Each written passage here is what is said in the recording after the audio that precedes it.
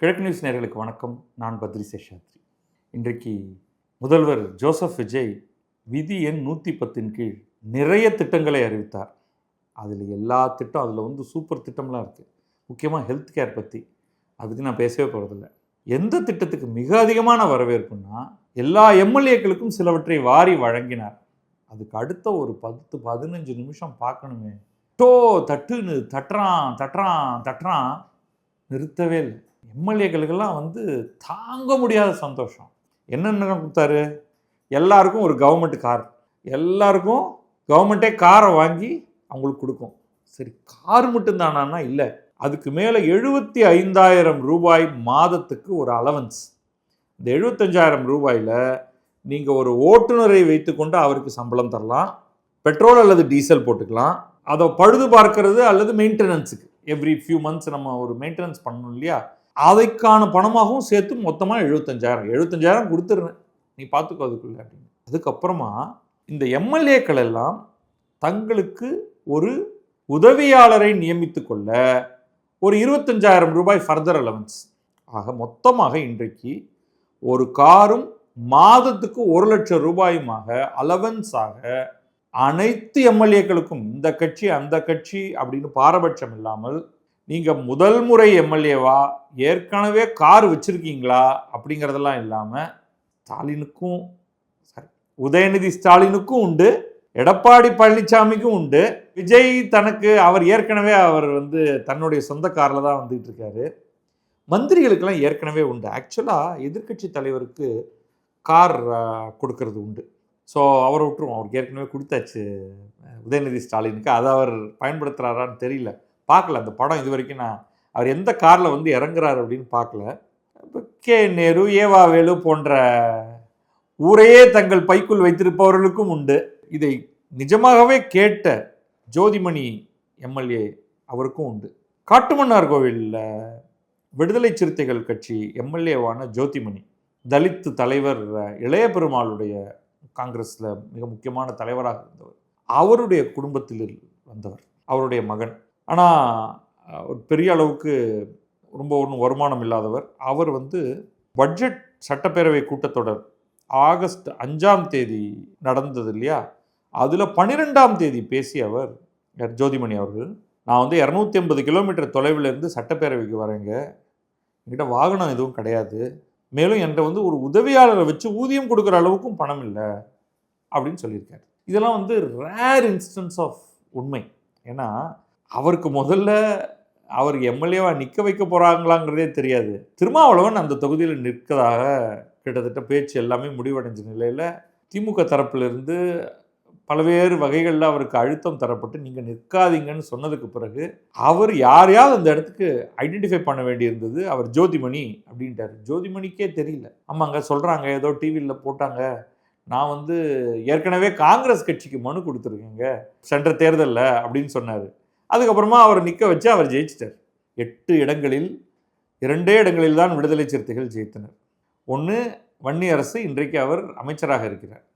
இன்னொருவர் ஜோதிமணி. ஸோ அவர் நிஜமாகவே அவரிடம் பணம் இல்லை, கார் இல்லை, எப்படி வருவேண்ணா, பஸ்ஸெல்லாம் பிடிச்சி வரணும், இங்கே எங்கேயாவது இடத்துல தங்கணும், இந்த மாதிரி நிறைய இங்கே எம்எல்ஏ ஹாஸ்டல்லாம் இருக்குது. இருந்தாலும் இட்ஸ் டிஃபிகல்ட் ப்ராசஸ். இப்போ எனக்கு உதவியாளர் கிடையாது, நான் எப்படி என்னுடைய தொகுதி மக்களை பார்ப்பேன் அப்படின்னு. அது தொடர்ந்து அவர் பேசும்பொழுது, செருப்பு அணியாத எம்எல்ஏக்கள் இருக்காங்க, ஊழல் இல்லாத அரசு அமைவும் எம்எல்ஏக்களுக்கு உதவிடும் வகையிலும் வாகன வசதி செய்து தர வேண்டும் அப்படின்னு முதல்வர் விஜயிடம் கோரிக்கை வைத்திருந்தார். அப்போவே கிட்டத்தட்ட உடனடியாகவே முதல்வர் முடிவெடுத்துட்டார் அப்படிங்கிறது தான் என்னுடைய கருத்து. ஏன்னா கோரிக்கை வர்றது பாருங்கள், என்னைக்குன்னு 12ஆம் தேதி, நம்ம இன்னைக்கு 19ஆம் தேதி பேசிகிட்டு இருக்கோம். நேற்றைக்கே சமூக வலைத்தளங்களில் வாகனங்கள் கொடுக்க போவதாக ஏற்கனவே செய்தி வர ஆரம்பிச்சிருச்சு. ஏன்னா செக்ரட்டேரியட்டில் எல்லாருக்கும் தெரிஞ்சு, ஏன்னா விதி எண் 110 கீழே அவர் படிக்க போகிறாருன்னா அதுக்கான ஸ்பீச் எல்லாம் தயார் பண்ணணும் இல்லையா.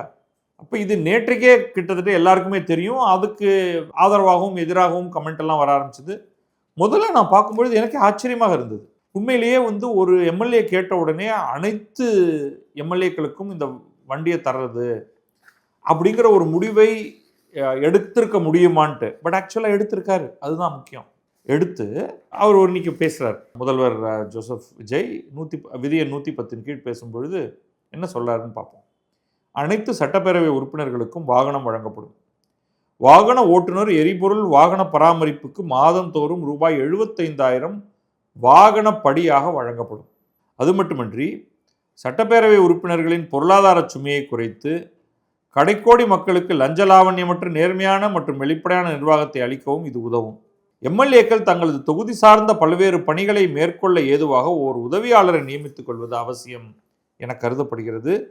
எனவே உறுப்பினர்களுக்கு அரசு வாங்கி வழங்கும் வாகனத்தை பராமரிக்கும் விதமாக இந்த 75,000 ரூபாய் வாகனப்பொடியுடன் கூடவே ஒரு உதவியாளரை நியமித்துக் கொள்ள மாதந்தோறும் ரூபாய் 25,000 உதவியாளர் படியாகவும் வழங்கப்படும். அது நெட் ரிசல்ட் ஒரு மாதத்துக்கு ரூபாய் 1,00,000 வழங்கப்படும். ஸோ வண்டி வாங்கி கொடுத்துருவாங்க, மற்ற எல்லாத்துக்கும் சேர்த்து மாதம் 1,00,000 ரூபாயும் கொடுத்து விடுவார்கள் அப்படின்னு சொன்னால் இதற்கு வேண்டிய சட்ட திருத்தங்கள் மேற்கொள்ளப்படும், ஆணைகள் வெளியிடப்படும் அப்படின்னு சொல்லிட்டார். வரிசையாக எல்லாரும் எழுந்து நின்று ஒரே பாராட்டு, மாறி மாறி பல்வேறு கட்சிகளை சேர்ந்தவர்கள். நான் அதை ஓரளவுக்கு பார்த்தேன். அதுக்கப்புறமா எனக்கு வேறு வேலை இருந்தது, நான் கிளம்பி போயிட்டேன். அதை பற்றி ஒரு சில ட்வீட்லாம் போட்ட உடனே ஒருவர் குறிப்பிட்டார், நீங்கள் தாவேக்கா அப்படிங்கிறதுனால இதை நான் வரவேற்று போட்டிருந்தேன். இது ஒன்றும் பெரிய விஷயம் கிடையாது.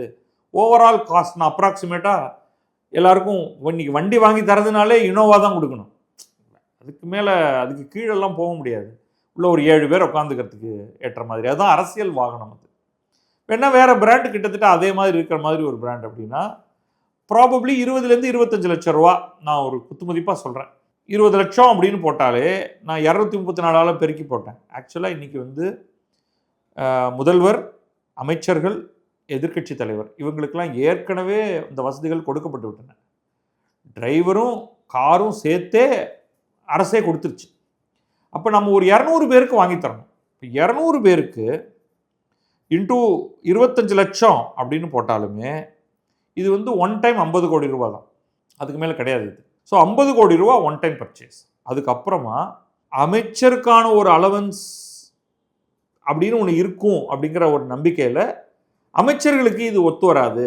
அமைச்சர்களாக இல்லாத எம்எல்ஏக்களுக்குன்னா அது ஒரு 200 பேருக்கு மாதம் 1,00,000 அப்படின்னு நீங்கள் கணக்கு எடுத்துக்கிட்டிங்கன்னா மாதத்துக்கு 2 கோடி அவ்வளோதான் ஆக போகுது. இன்டூ 12 மாதம் 24 கோடி, ஒன் டைம் 50 கோடி ரூபா, மாதம் 24 கோடி ரூபா அப்படிங்கிறது ஒரு பெரிய விஷயம் கிடையாது.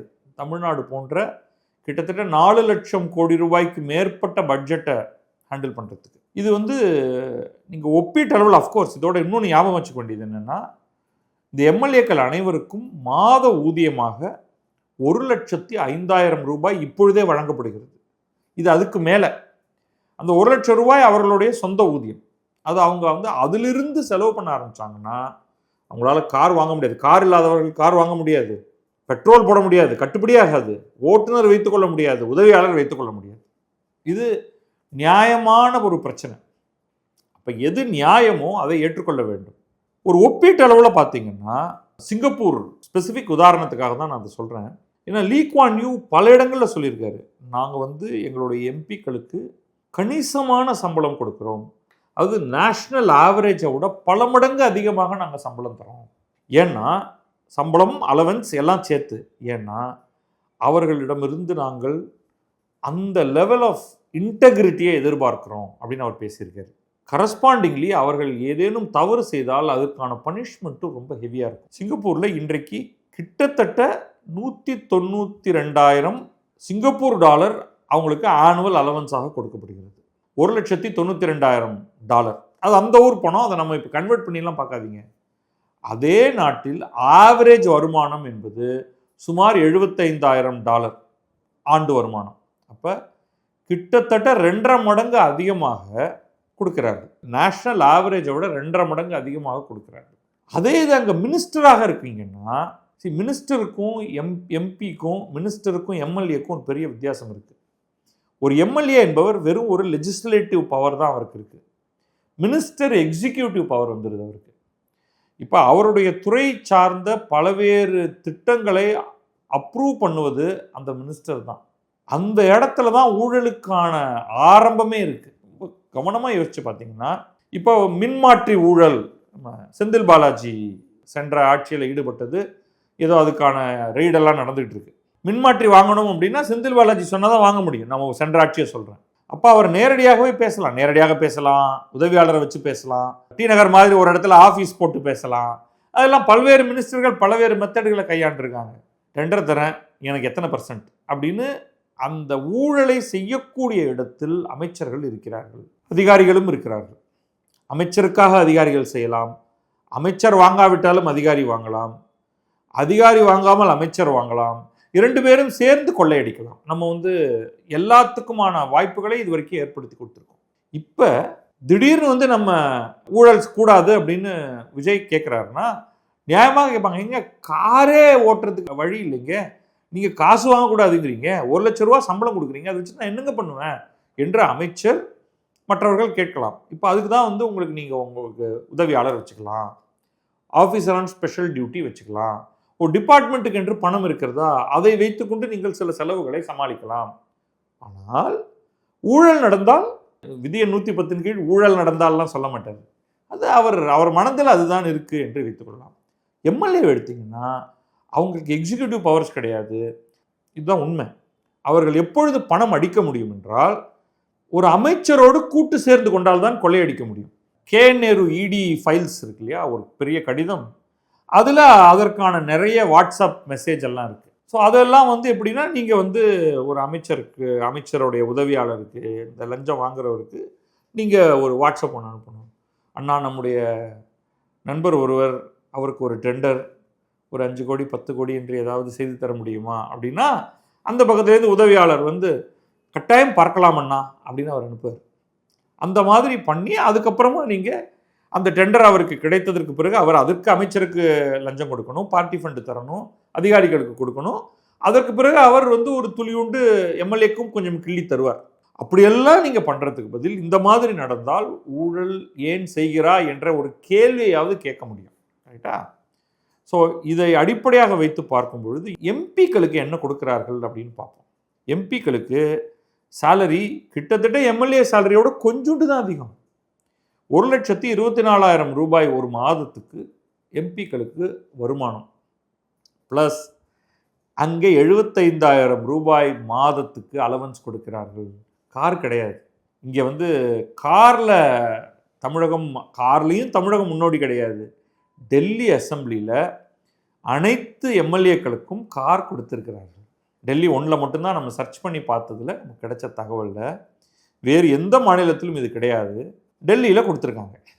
இப்போ தமிழகம் கொடுக்கறதுக்குள்ள ஒரு விதத்தில் ஒரு முன்னோடி தமிழகம் அப்படின்னு வச்சுப்போம். இன்றைக்கு எம்பியாக போனீங்கன்னா உங்களுக்கு கார் கிடையாது, ஆனால் உங்களுக்கு அலவன்ஸ் கிட்டத்தட்ட 75,000 ரூபாய் மாத அலவன்ஸ் உதவியாளருக்கு. அதெல்லாம் அதை தவிர உங்களுக்கு போக்குவரத்து அலவன்ஸ் எல்லாம் உண்டு. ப்ளஸ் ஒவ்வொரு நாளும் நீங்கள் அட்டென்ட் பண்ணுறீங்க இல்லையா நாடாளுமன்றம், அட்டென்ட் பண்ணுறதுக்கு 2,500 ரூபாய் உங்களுக்கு பர் டிஎம் அப்படின்னு சொல்லுவோம். நாள் செலவுக்கான பணம் ஒரு 2,500 ரூபா. அதை தவிர பார்லிமெண்ட் கேன்டீனில் மிக குறைந்த விலையில் பஜ்ஜி போண்டா போன்றவையும் உணவும் எல்லாமே கிடைக்கும். அது தனி. நம்முடைய எம்பிப்பா, நம்ம தராமல் வேறு யார் தரப்போகிறா? அப்படி இப்படி பார்த்தா அதை தவிர அவருக்கு ஏர் டிக்கெட் அவருடைய இருக்கிற இடத்துல இருந்து வந்துட்டு போகிறதுக்கு, ஏன்னா பார்லிமெண்ட் செஷனில் இருக்கும்பொழுது வந்துட்டு போகணும் இல்லையா, அதுக்கு ட்ரெயினில் ஃப்ளைட்டில் அதுக்கான டிக்கெட்டுக்கான அலவன்ஸ் எல்லாம் உண்டு.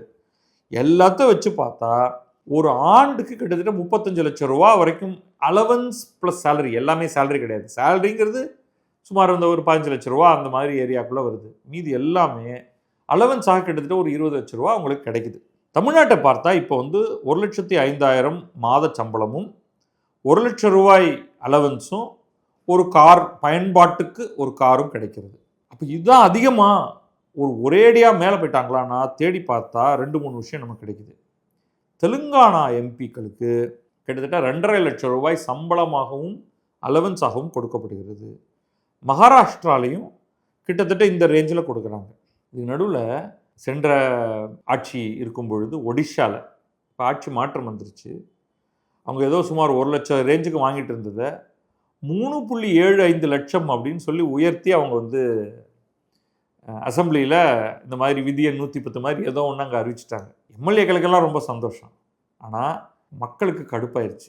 தமிழ்நாட்டு கூட ஒரு பெரிய பட்ஜெட் இருக்கிற ஆவரேஜ் ஆனுவல் இன்கம் ஓரளவுக்கு அதிகமாக இருக்கக்கூடிய ஒரு மாநிலம். ஒடிஷா என்பது ஒரு ரொம்ப பாவப்பட்ட ஒரு பகுதி. அது ஒரு பெரிய கூக்குரல் வந்து அது ஃபைனலி கவர்னர் அதை அப்ரூவல் பண்ணணும். ஏன்னா சில சட்ட திருத்தங்கள்லாம் பண்ண வேண்டியிருக்கு. அது கவர்னர்கிட்ட போய் கவர்னர் அதை கண்டுக்கவே இல்லை, அது அப்ரூவ் பண்ணவே இல்லை. ஸோ அது நடக்கவே இல்லை. ஆக இன்னைக்கு பார்த்தீங்கன்னா டெல்லி ஏற்கனவே கார் கொடுக்குது. தமிழகம் 2வது மாநிலமாக அசெம்பிளியாக கார் கொடுக்க தொடங்கி இருக்கிறது. பேசியிருக்காங்க இன்னைக்கு. அலவன்ஸ் 1 லட்சம் ரூபாய் என்பது இவ்வளவு நாள் வரை கொடுக்காமல் போனது தான் நான் தவறுன்னு சொல்லுவேன். கொடுத்துட்டு நீ வந்து லஞ்சம் வாங்கினேனா அல்லது டெண்டர் செட்டிங்லாம் பண்ணேனா அப்போ உன் கழுத்தை பிடிப்பேன் என்று முதல்வர் கூட சேர்த்து சொன்னால் நன்றாக இருக்கும். எதிர்க்கட்சி எம்எல்ஏக்களுக்கெல்லாம் வந்து பணம் பண்ணுவதற்கான வாய்ப்பு கம்மி. ஆளுங்கட்சி ஆள்கள்கிட்ட போய் பார்த்து ஏதாவது போட்டு கொடுங்கயா என்று சொன்னால் ஒழிய உங்களுக்கு கிடைக்க போவதில்லை. அப்போ அவர்களுடைய செலவுக்கு இதெல்லாம் பயனுள்ளதாக இருக்கும். மக்களுடைய கோபம் புரிகிறது. இவ்வளவு நாளைக்கு உண்டு கொழுத்தவர்கள் அப்படின்னு நீங்கள் வந்து எங்கள் ஊரில் எம்எல்ஏவாக இருந்தாருங்க, ஒன்றுமே இல்லாமல் இருப்பார், இப்போ பார்த்தீங்கன்னா 10 வீடு 25 காரு அப்படின்னு நீங்கள் சொல்கிறவங்கெல்லாம் உண்மைதான். ஆனால் முந்தைய ஆட்சிகளில் திருடியவர்களை தண்டிப்பதற்கு இன்றைக்கு வாய்ப்பு எதுவும் கிடையாது. கடந்த ஆட்சியில் இந்த தவறுகளை செய்த அமைச்சர்களை பிடிச்சி உள்ளே போடுறதுக்கே நம்மளுக்கு தெரியல. அது வரை நம்ம அந்த மாதிரி ஏதாவது நடக்குமா என்று பார்ப்போம். நமக்கு நிறைய பேர் இருக்குது. செந்தில் பாலாஜி, KN நேரு, அன்பில் மகேஷ், ஏவாவேலு, இதுதான் வந்து இப்பொழுதைக்கு பேசப்பட்ட விஷயங்கள். அதுவே கேஸ் நகர மாட்டேங்குது. இதை தாண்டி இன்னும் பல பேர் இருக்கிறார்கள். அவங்க மேலே என்னைக்கு வந்து தேடி எடுத்து என்ன நடந்திருக்கு என்று ஆராய்ந்து அவர்கள் மேலே கேஸ் எல்லாம் எப்போ வரும்னு நமக்கு தெரியாது, வராமலேயே போகலாம். ஆனால் இப்பொழுதாவது இது போன்ற லஞ்ச லாவண்யங்கள் நடக்காமல் இருக்க, அது வந்து நம்ம ரொம்ப தெளிவாக சொல்லிட்டார் முதல்வர். சட்டப்பேரவை உறுப்பினர்களின் பொருளாதார சுமையை குறைத்து கடைக்கோடி மக்களுக்கு லஞ்ச லாவண்யமற்ற நேர்மையான மற்றும் வெளிப்படையான நிர்வாகத்தை அளிக்க உதவும். அந்த நம்பிக்கையோடு இந்த முடிவை வரவேற்போம். நன்றி, வணக்கம். நான் பத்ரி சேஷாத்ரி. இது கிழக்கு நியூஸ்.